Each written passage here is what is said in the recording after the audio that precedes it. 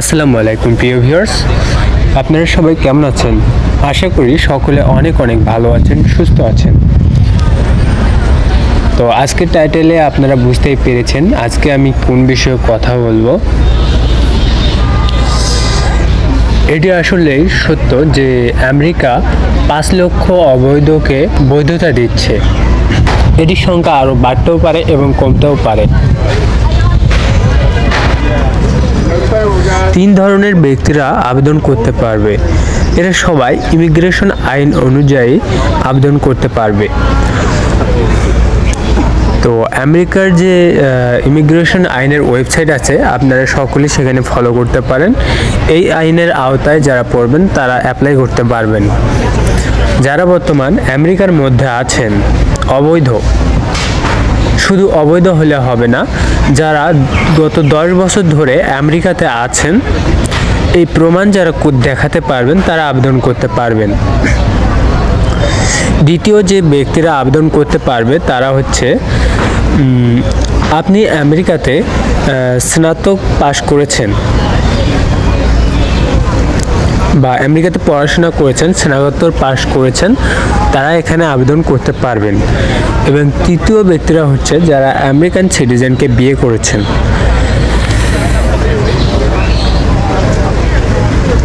তো এটির একটা সময়সীমা দেওয়া হয়েছে যে 14 জুন পর্যন্ত তারা আবেদন করতে পারবে, এরপরে হলে হবে না। এটি মূলত বাইডেন টার্গেট করেছে, তার নির্বাচন টার্গেট করেছে, নির্বাচনের সংখ্যা বাড়ানোর জন্য এটি করা হয়েছে। তো আসলে বিষয়টি বুঝতে পেরেছেন। 3 ধরনের ব্যক্তিরা আবেদন করতে পারবেন। যারা বর্ডার ক্রস করে এখন ঢুকতেছেন তারা আবেদন করতে পারবেন না। তারা বর্ডারের রুলস অনুযায়ী আপনি আলাদাভাবে ইমিগ্রেশন আইনে অ্যাপ্লাই করতে পারবেন, কিন্তু এই সেক্টরে তারা পড়বে না। আমি আবারও বলছি, গত 10 বছর ধরে আমেরিকায় আছেন, কোনো বৈধ কাগজপত্র পারেন বা ওয়ার্ক পারমিট পারেন, তারা আবেদন করতে পারবেন। দ্বিতীয় ব্যক্তিরা হচ্ছে যারা স্নাতক পাশ করেছেন, এই আমেরিকাতে পড়াশোনা করতেছেন, তারা আবেদন করতে পারবেন। এবং তৃতীয় ব্যক্তিরা যারা আমেরিকান সিটিজেনকে বিয়ে করেছেন, এখনও কাগজ পাননি, তারা বৈধতা পাবেন। তো সরাসরি বৈধতা নয়, ওয়ার্ক পারমিট সহ আপনি সরাসরি গ্রিন কার্ড পাবেন। এবং যারা গ্রিন কার্ড হোল্ডার আছেন তারা সিটিজেন হতে পারবেন।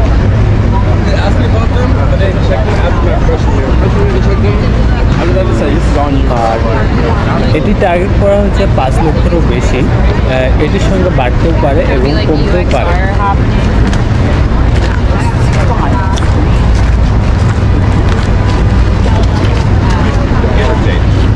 অনেকের হয়তোবা প্রশ্ন থাকবে যে বিয়ে কিভাবে তাদের হয়, যদি সে আমেরিকান নাগরিক না হয়, সে আমেরিকান নাগরিককে কিভাবে বিয়ে করতে পারে।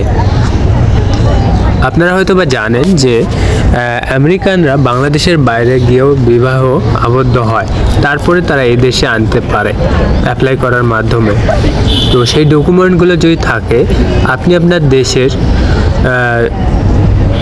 যে কাজী যে হচ্ছে কাগজ বা সিগনেচারগুলো নিবে, সবগুলো ডকুমেন্ট যদি এখানে দিতে পারেন, তাহলে অবশ্যই আপনি এখানে আবেদন করতে পারবেন। আপনারা নিউজে দেখবেন যে আমেরিকান সিটিজেনরা অনেক দেশে গিয়ে তারা বিয়ে করে এখানে হাজব্যান্ডকে নিয়ে আসতেছে। এইরকম অ্যাভেলেবল অনেক নিউজ পাবেন। ইভেন আমাদের বাংলাদেশেও এমন ঘটনা ঘটতেছে।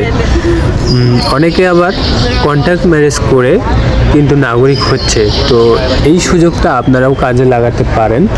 যারা অবৈধ আছেন, যারা ট্যুরিস্টে এসেছেন কিন্তু কাগজ পাননি, বর্ডার ক্রস করে যারা আসতেছেন, তারা তো একটা পর্যায়ে চলে আসবেন। একটা মাধ্যম তো অবশ্যই আপনার থাকবে যে বর্ডার ক্রস করে আপনি ঢুকেছেন, আপনি ইমিগ্রেশন আইনের আওতায় পড়বেন। অথবা আপনার একটা আবেদন সেখানে আছে, আপনি যদি বর্ডারে ধরা দিয়ে থাকেন। আর যদি বর্ডারে ধরা না দিয়ে থাকেন, আপনি যদি আমেরিকার প্রবেশ করেছেন অথবা ট্যুরিস্টে এসেছেন অথবা যেভাবে হোক আপনি এন্ট্রি করেছেন, তাহলে আপনি এটি করতে পারেন যে কারোর সাথে কন্ট্রাক্ট ম্যারেজ করতে পারেন। এটি একটা সহজ উপায়। এই উপায়টা আপনাকে অনেকে হয়তো বা দেবে না, তো আমার মতে এটি একটি সহজ উপায় আপনারা সিটিজেন হওয়ার জন্য। আপনারা কন্ট্যাক্ট ম্যারেজ করতে পারেন, অথবা বাংলাদেশ থেকেও করতে পারেন, অথবা এই দেশে এসেও কন্ট্যাক্ট করতে পারেন। করে আপনাকে এই দেশ থেকে বাইরে যেতে হবে, বাইরে থেকে আপনার জন্য আবেদন করবে, তারপর আপনি চলে আসতে পারবেন।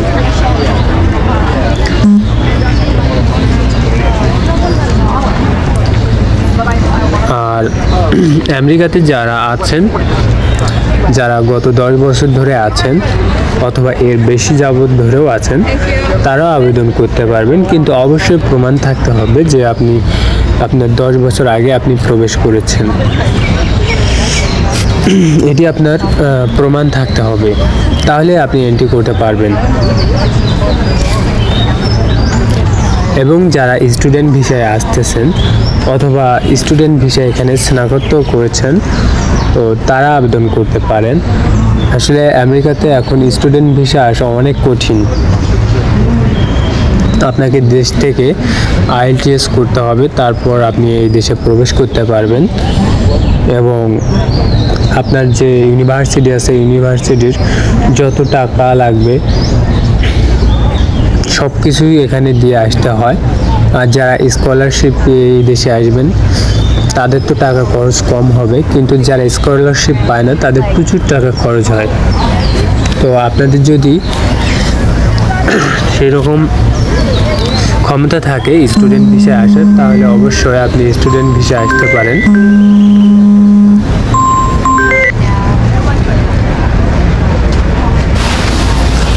ভিডিওটি দেখার জন্য সকলকে অসংখ্য ধন্যবাদ। আমি যে বিষয়টি বললাম এভাবে কেউ বলেছে কি না আমার জানা নেই, কিন্তু আপনারা যদি এই রুলসের আওতায় পড়েন অবশ্যই আবেদন করুন। এটি আপনাদের জন্য একটা বিরাট সুযোগ। এই সুযোগগুলো কিন্তু একবার চলে গেলে আর আপনি ফেরত পাবেন না। এটি সরকারিভাবে চালু হয় এবং সরকারিভাবে বন্ধ হয়। তো ভিডিওটি দেখার জন্য সকলকে অসংখ্য ধন্যবাদ।